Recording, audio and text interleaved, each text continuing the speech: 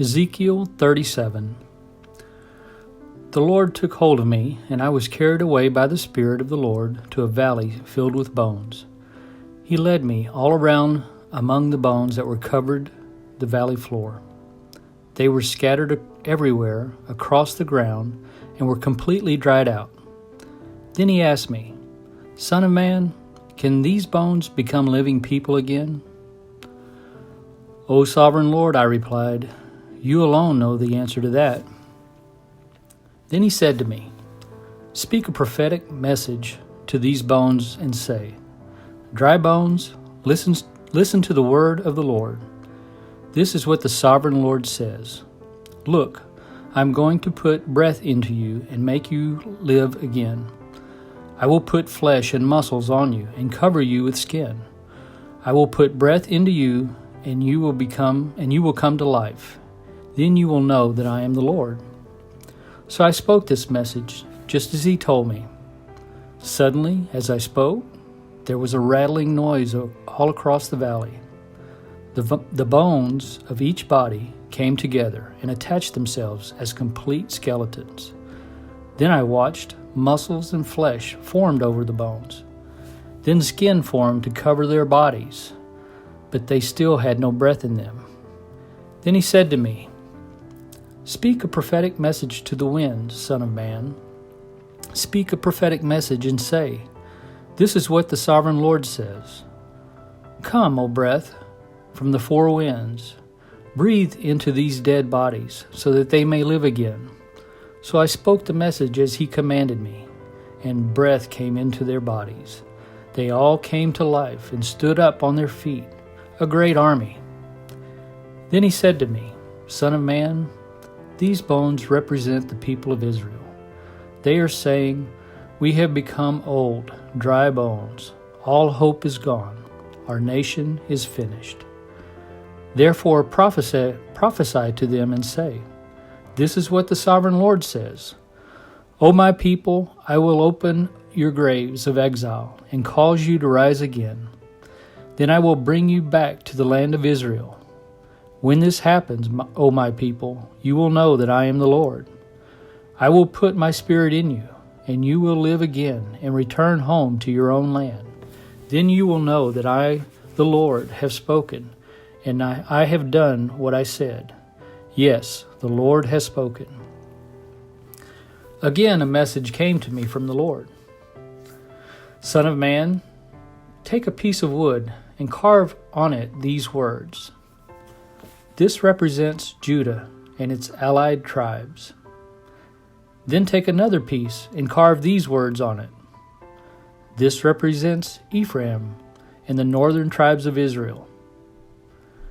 Now hold them together in your hands as if they were one piece of wood.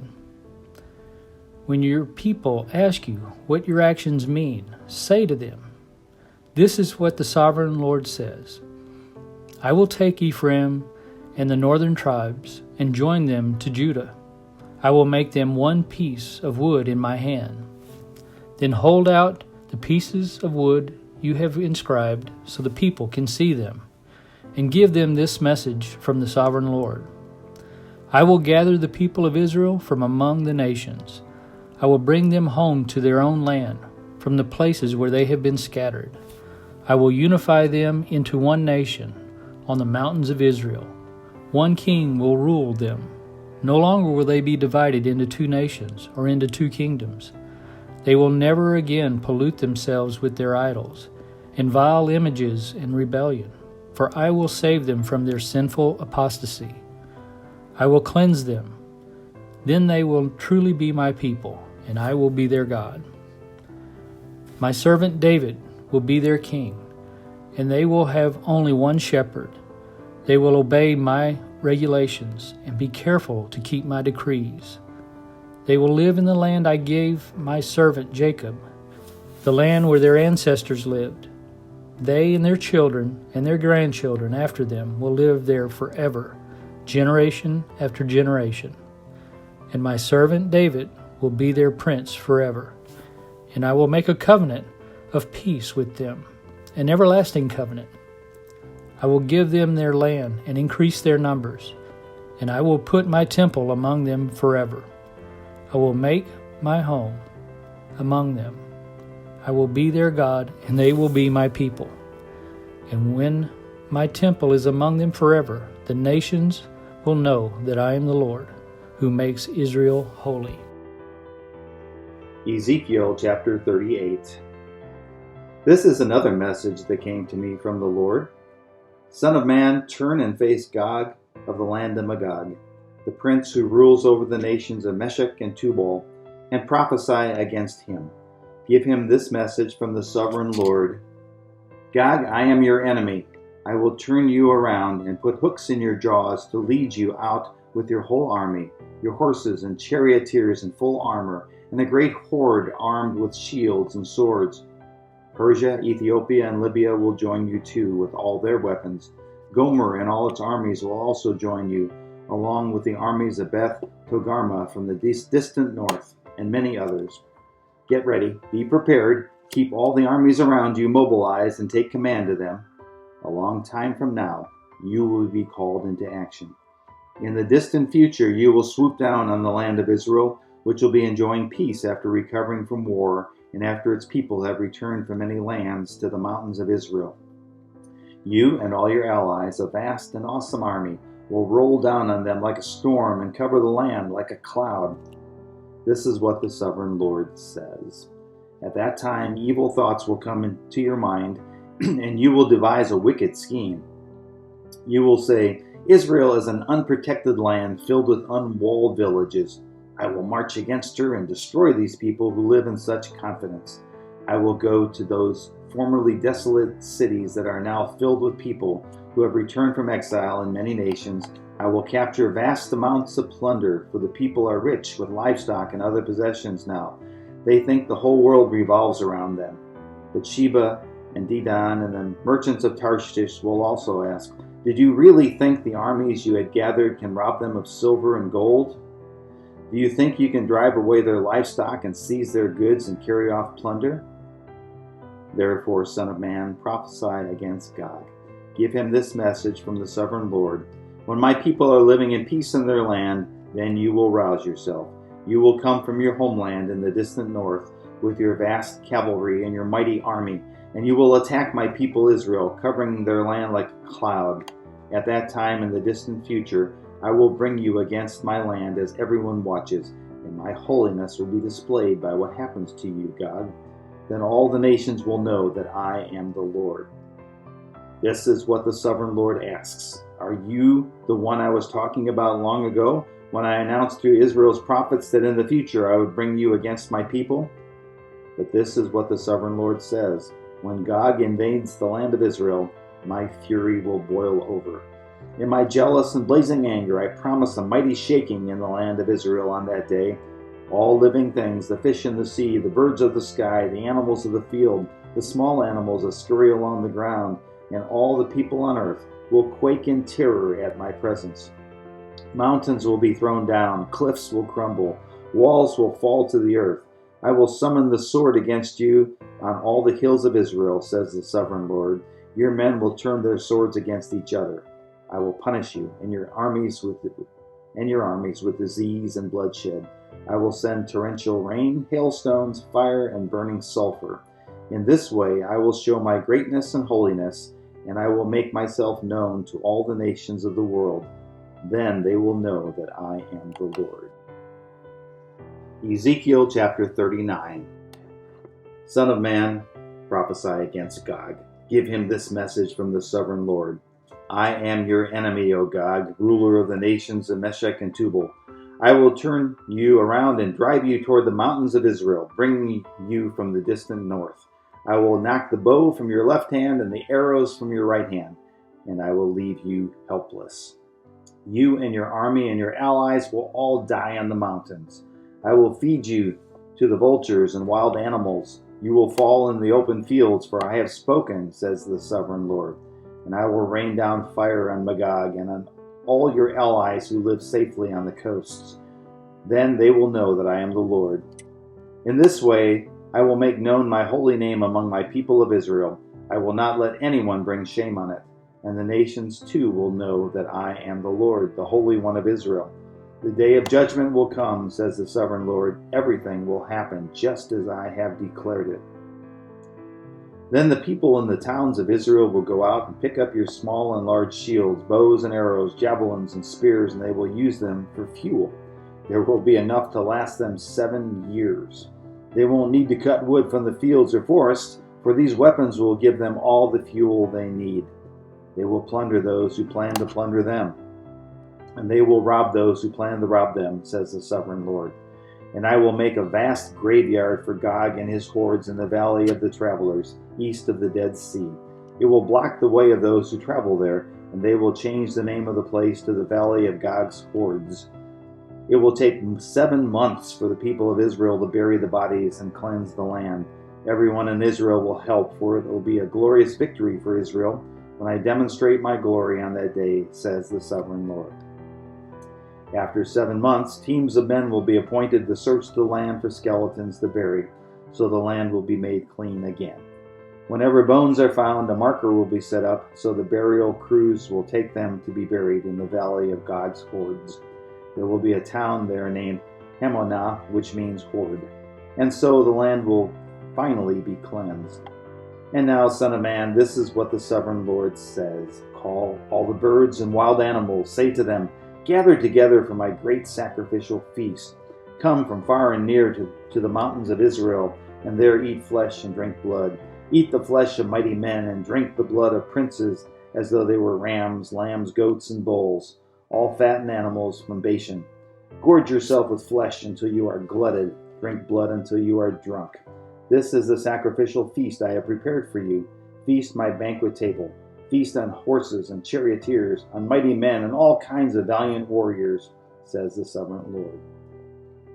In this way I will demonstrate my glory to the nations. Everyone will see the punishment I have inflicted on them and the power of my fist when I strike. And from that time on, the people of Israel will know that I am the Lord their God. The nations will then know why Israel was sent away to exile. It was punishment for sin, for they were unfaithful to their God. Therefore, I turned away from them and let their enemies destroy them. I turned my face away and punished them because of their defilement and their sins. So now, this is what the sovereign Lord says. I will end the captivity of my people. I will have mercy on all Israel, for I jealously guard my holy reputation. They will accept responsibility for their past shame and unfaithfulness after they come home to live in peace in their own land, with no one to bother them. When I bring them home from the lands of their enemies, I will display my holiness among them for all the nations to see. Then my people will know that I am the Lord their God, because I sent them away to exile and brought them home again.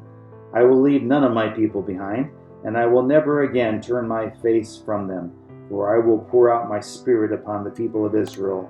I, the sovereign Lord, have spoken.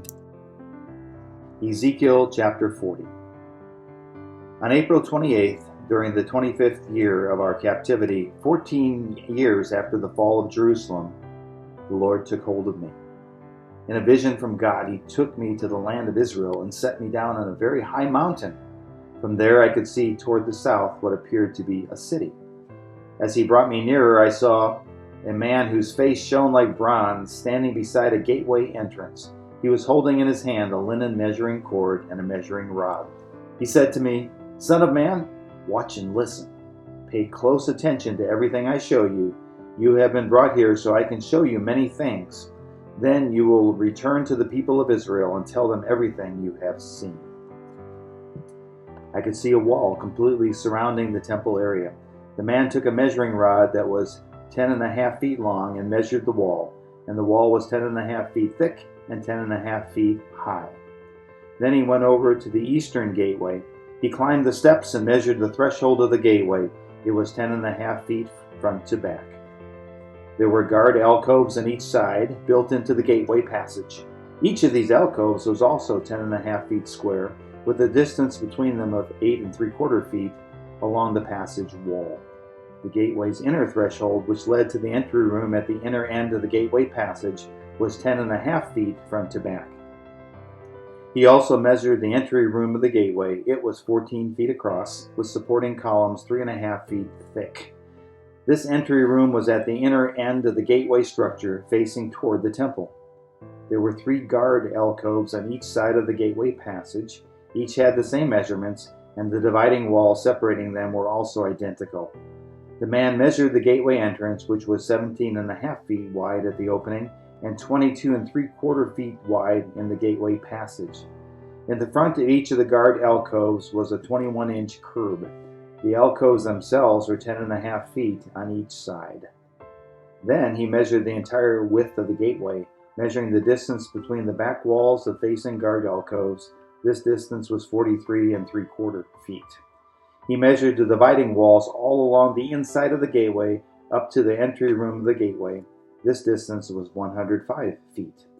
The full length of the gateway passage was 87.5 feet from one end to the other. There were recessed windows that narrowed inward through the walls of the guard alcoves and the dividing walls. There were also windows in the entry room. The surfaces of the dividing walls were decorated with carved palm trees. Then the man brought me through the gateway into the outer courtyard of the temple. A stone pavement ran along the walls of the courtyard, and 30 rooms were built against the walls opening onto the pavement. This pavement flanked the gates and extended out from the walls into the courtyard the same distance as the gateway entrance. This was the lower pavement. Then the man measured across the temple's outer courtyard between the outer and inner gateways. The distance was 175 feet. The man measured the gateway on the north, just like the one on the east. Here, too, there were 3 guard alcoves on each side, and dividing walls and an entry room. All the measurements matched those of the east gateway. The gateway passage was 87.5 feet long and 43.75 feet wide between the back walls of facing guard alcoves. The windows, the entry room, and the palm tree decorations were identical to those in the east gateway. There were 7 steps leading up to the gateway entrance, and the entry room was at the inner end of the gateway passage. Here on the north side, just as on the east, there was another gateway leading to the temple's inner courtyard, directly opposite this outer gateway. The distance between the 2 gateways was 175 feet. Then the man took me around to the south gateway and measured its various parts, and they were exactly the same as in the others. It had windows along the walls as the others did, and there was an entry room where the gateway passage opened into the outer courtyard. And like the others, the gateway passage was 87.5 feet long and 43.75 feet wide between the back walls of the facing guard alcoves. This gateway also had a stairway of 7 steps leading up to it, and an entry room at the inner end, and palm tree decorations along the dividing walls. And here again, directly opposite the outer gateway, was another gateway that led into the inner courtyard. The distance between the 2 gateways was 175 feet. Then the man took me to the south gateway leading to the inner courtyard. He measured it, and it had the same measurements as the other gateways. Its guard alcoves, dividing walls, and entry room were the same size as those in the others. It also had windows along its walls and in the entry room. And like the others, the gateway passage was 87.5 feet long and 43.75 feet wide. The entry rooms of the gateway leading into the inner courtyard were 14 feet across and 43.75 feet wide. The entry room to the south gateway faced into the outer courtyard. It had palm tree decorations on its columns, and there were 8 steps leading to its entrance. Then he took me to the east gateway leading to the inner courtyard. He measured it, and it had the same measurements as the other gateways. Its guard alcoves, got dividing walls, and entry room were the same size as those of the others, and there were windows along the walls in the entry room. The gateway passage measured 87.5 feet long, 43.75 feet wide. Its entry room faced into the outer courtyard. It had palm tree decorations on the columns, and there were 8 steps leading to its entrance. Then he took me around to the north gateway leading to the inner courtyard. He measured it, and it had the same measurements as the other gateways. The guard alcoves, dividing walls, and entry room of this gateway had the same measurements as in the others, and the same window arrangements. The gateway passage measured 87.5 feet long and 43.75 feet wide. Its entry room faced into the outer courtyard. and it had palm tree decorations on the columns. There were 8 steps leading to its entrance. A door led from the entry room of one of the inner gateways into a side room, where the meat for sacrifice was washed. On each side of this entry room were 2 tables, where the sacrificed animals were slaughtered for burnt offerings, sin offerings, and guilt offerings. Outside the entry room, on each side of the stairs going up to the north entrance, were 2 more tables. So there were 8 tables in all, 4 inside and 4 outside, where the offerings, each 31.5 inches square and 21 inches high. On these tables were placed the butchering knives and other implements for slaughtering the sacrificial animals. There were hooks, each 3 inches long, fastened all around the foyer walls. The sacrificial meat was laid on the tables. Inside the inner courtyard were 2 rooms, one beside the north gateway facing south, and the other beside the south gateway facing north. And the man said to me, "The room beside the north inner gate is for the priests to supervise the temple maintenance. The room beside the south inner gate is for the priests in charge of the altar, the descendants of Zadok, for they alone of all the Levites may approach the Lord to minister to him." Then the man measured the inner courtyard, and it was a square, 175 feet wide and 175 feet across. The altar stood in the courtyard in front of the temple. Then he brought me to the entry room of the temple. He measured the walls on either side of the opening to the entry room, and they were 8 3/4 feet thick. The entrance itself was 24.5 feet wide, and the walls on each side of the entrance were an additional 5 1/4 feet long.